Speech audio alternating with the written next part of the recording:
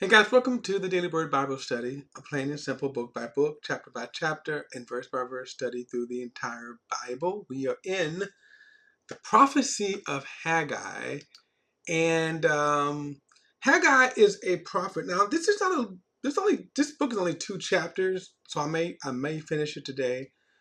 And the only reason why I'm saying the hesitancy because I want to do some overlapping study. In terms of the timeline of Haggai's prophecy.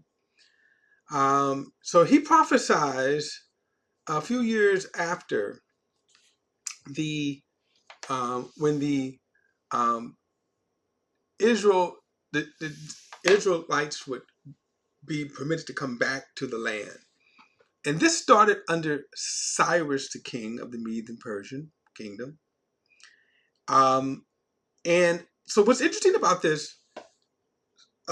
Cyrus would come along around with Darius. Okay, so just so you know, some kind of timeline here, which, depending on how you're looking at this, is going to be almost like a 30-year. I'll explain that more when we get into kind of the timeline, especially when we look at Xerxes and Artaxerxes. The timeline is even longer. So again, just to give us a little timeline of this, let me go to let's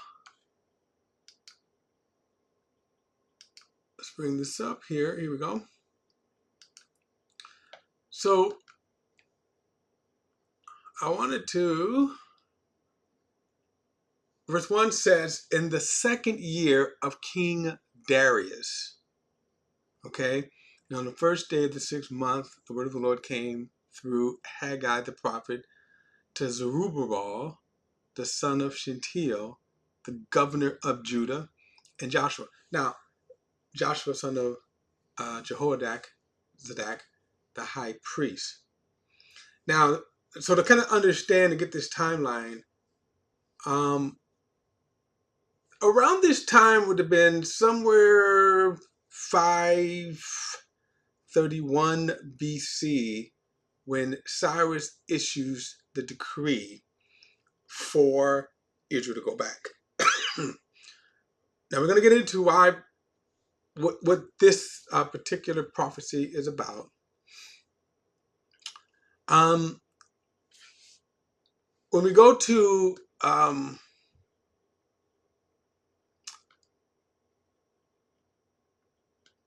Ezra, the book of Ezra, okay, as you can see, I'm kind of scrolling through a lot of the genealogy here. So it says, in the first year of Cyrus, king of Persia, the word of the Lord was spoken through Jeremiah. Through Jeremiah was fulfilled. So this would have been around 531 BC. Okay.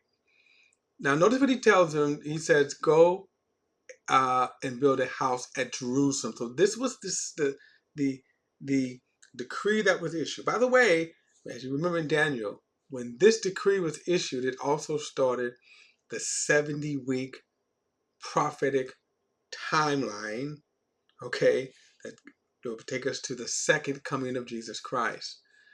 Go back to Daniel 9 for that detailed study. Now, so you have some of the families then that return to it's actually, it turns out that probably around 50,000 of the Jews return to Jerusalem, and they begin to settle in their towns. And I'm in Ezra now, and then they begin to build the temple. In other words, they begin to restore probably the ruins of the temple. So when we look at the kind of temple, some people call the temple of Herod the second temple, but they kind of restored this temple, which probably was destroyed again at some other time, later time, in what is called the intertestament period. But what I wanted to point out here as a timeline as they begin to rebuild the temple. Now, the reason I wanted to give you this timeline is because, so Cyrus issued a decree. They come back, they begin to build, they settle in the towns. In fact, there was not even enough people for the towns. They did not have traffic jams, and then he got away. And I'm being humorous, but in fact, it was so spacious. They even decided, hey, let's move in a little closer so we wouldn't be so far apart. And that was kind of strategic, just in case people try to attack us or something like that. But so around 531 BC, they migrate back. They begin to build the temple, and then they get opposition. And one of the opposition is that you had some people, for some reason, they didn't like, they had a conspiracy, and then they had the king to actually order them to stop building the temple. Okay, and then he said at the beginning of Ahasuerus, um, and then they write this to them, and then he actually stops the building. Okay, um, let's see. Let me go back here. So then this is Ezra chapter 4. It says, when the enemies of Judah and Benjamin heard that the returned exile were building the temple for Yahweh, the God of Israel, they approached the all the leaders and the families, said, let us build with you. And they would like kick rocks. Okay. But then they ended up getting, let me see here. I'm trying to find which are the ones where they actually get them to stop building the temple.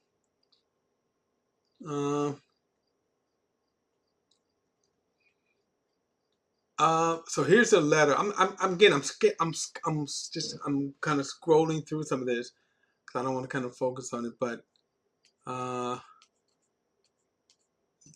basically, what they say is that, hey, they write the king, and they said, hey, these Jews, they're rebellious people, they're bad people. And if you let them finish this temple, they're gonna rebel.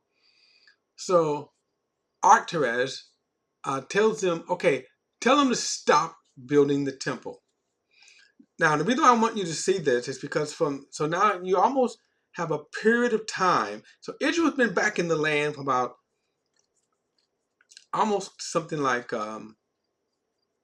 40 years, maybe 45 years. Okay, they've been back in there in the land, and then after some time, uh, they get the king to say, hey, you know, this is bogus. They found out that Cyrus issued a decree. So, but I want you to pick up here just to show you Haggai's timeline here. Verse 24 says, now the construction of God's house in Jerusalem stopped and remained at a standstill until the second year of the reign of King Darius. Okay, so like I say, this was a pretty nice period of time, almost 50 years. So just keep that in mind. Almost 50 years that they were able to stop the building of the kingdom. I mean, of the temple. And then he says, verse 5, but when the prophets Haggai and Zechariah, we're going to study Zechariah's prophecy. He had a very powerful prophecy, by the way. I would liken it I would call it the Revelation, the book of Revelation of the Old Testament. The same kind of prophecy, but we'll get to that there. So he says, Zechariah, the son of Iddo, prophesied to the Jews who were in Jerusalem and Jerusalem in the name of the God of Israel who was over them. Zerubbabel, the son of Shealtiel, in Joshua, or you can say Joshua. Some people may say Hosea. I think the J is silent. But anyway, son of Josadak, began to rebuild God's house in Jerusalem. The prophets of God were with them, meaning Haggai and Zechariah were with them, helping them. So you see that you begin to see God begins to prophesy over them. And so now let's get back to Haggai. Okay. So you see this time. I just kind of wanted to get this little timeline here. It's a nice timeline, but all right. So let's go back. So you see the timeline where Haggai comes in at.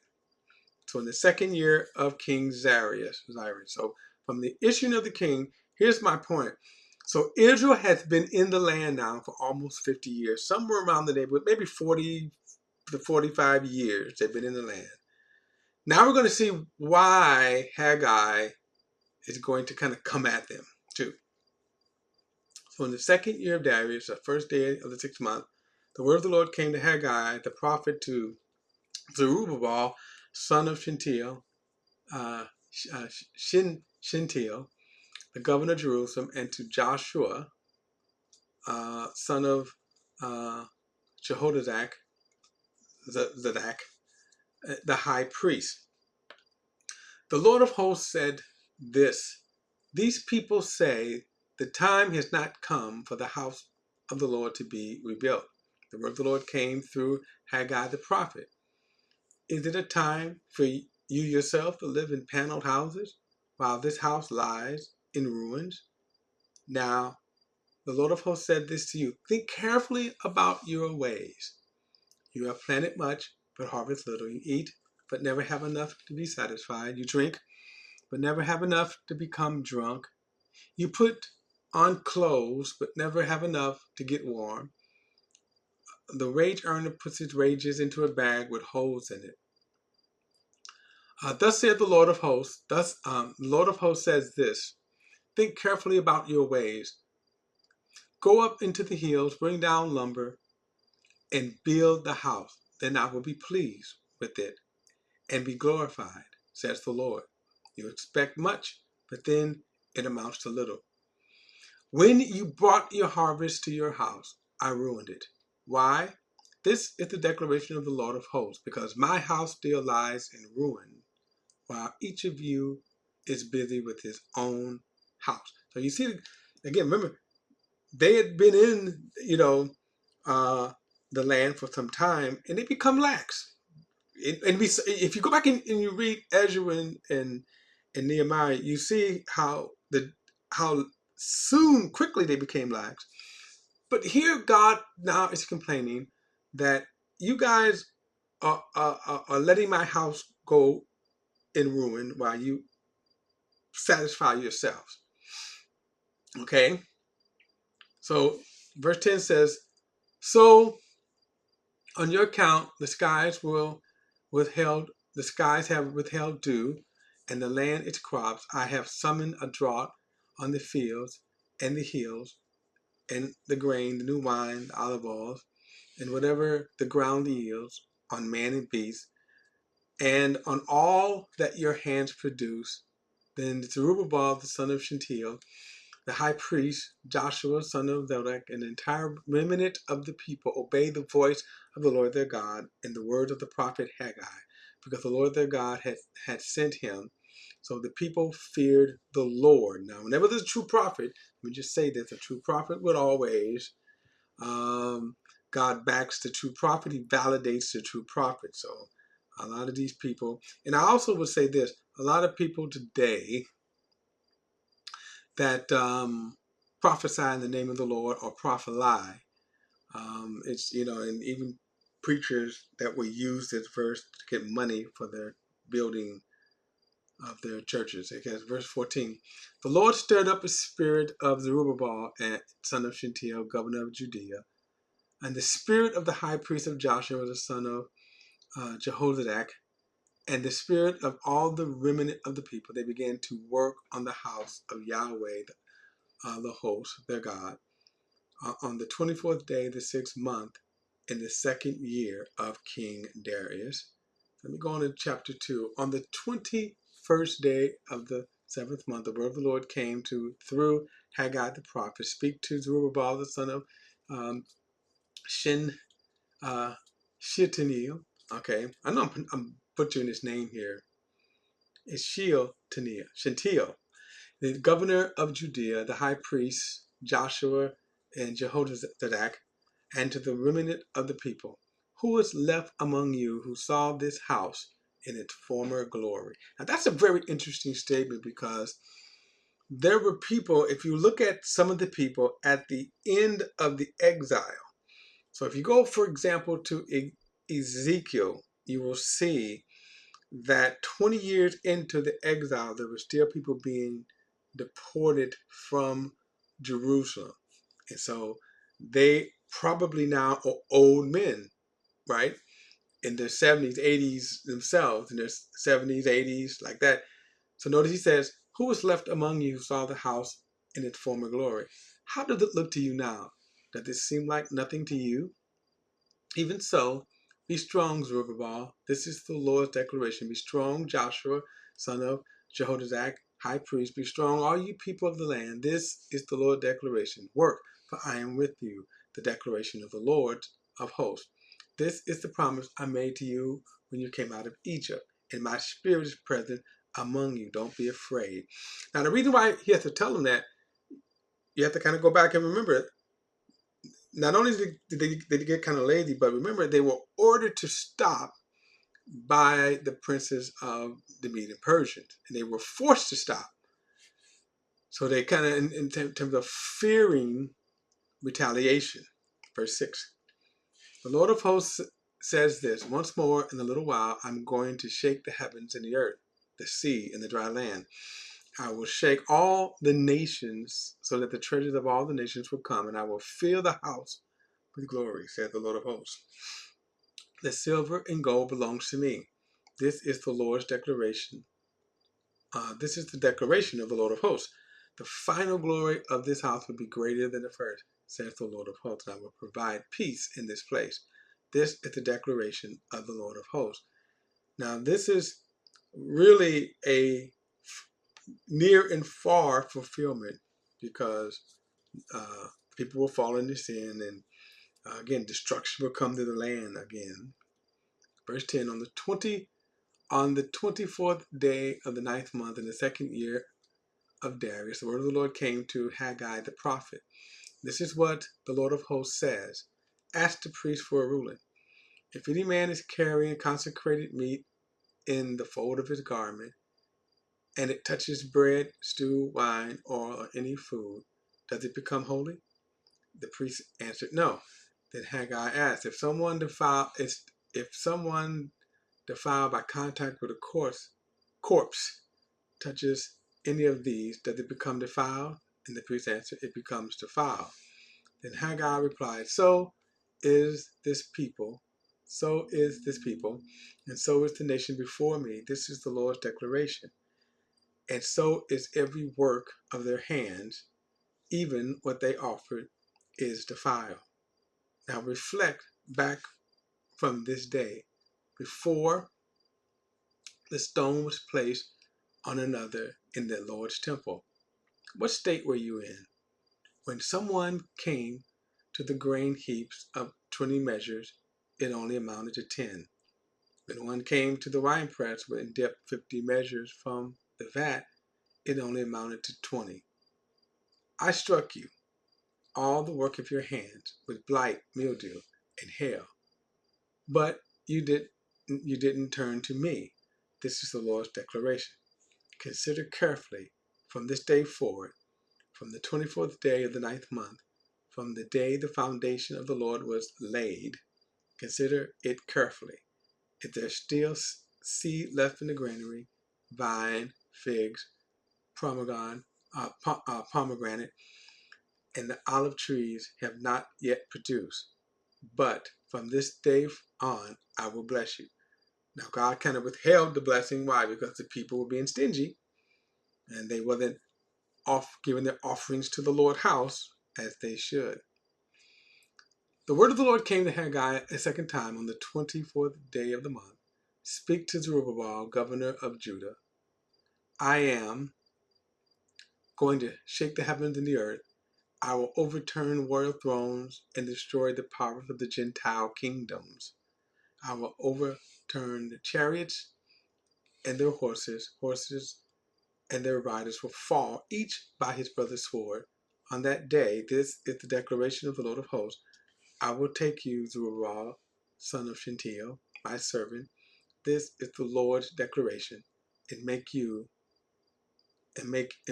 like my signet ring. For I have chosen you. This is the declaration of the Lord of hosts. Now, we'll get more into this in Zechariah's prophecy about Zerubbabel and a lot of the priests. We'll get more into their prophecy. The main thing here, God is rebuking the people for not, giving the offerings and the work to restoring the kingdom or the temple. Okay, and that's what's his rebuke to them. Now, again, this wasn't a long book, so next study we'll get into Zechariah. Well, again, these two prophets, they prophesy at the same time frame. All right, guys, don't forget to like and share this video and subscribe to VP the Bible Perspective. And as always, if you have a thought or comment, add it to the comment section below. All comments are welcome. And I'll see you in the next study.